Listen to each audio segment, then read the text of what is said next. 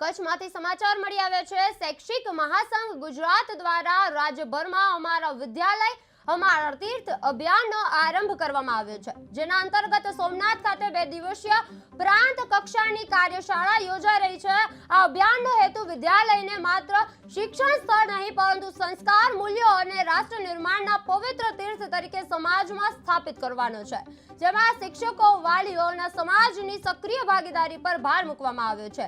અમારા વિદ્યાલય અમારા તીર્થ અભયારણ્ય અને સોમનાથમાં 2 દિવસીય પ્રાંત કાર્યશાળા શિક્ષણને સરકારયુક્ત પવિત્ર યજ્ઞ બનાવવો અને શિક્ષક, વાલી, સમાજની સંયુક્ત જવાબદારી। વિદ્યાલય બનશે તો સમાજ સંસ્કારિત બનશે એવી જવાબદારી પણ આપવામાં આવી રહી છે।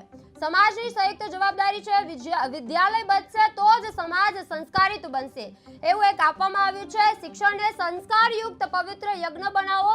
સોમનાથમાં 2 દિવસીય પ્રાંત કાર્યશાળા શિક્ષણને સંસ્કારયુક્ત પવિત્ર યજ્ઞ બનાવો અમારા તીર્થ અભિયાન શરૂ કરવામાં આવી રહ્યા છે। સોમનાથમાં 2 દિવસીય પ્રાંત કાર્યશાળા યોજાવાની છે।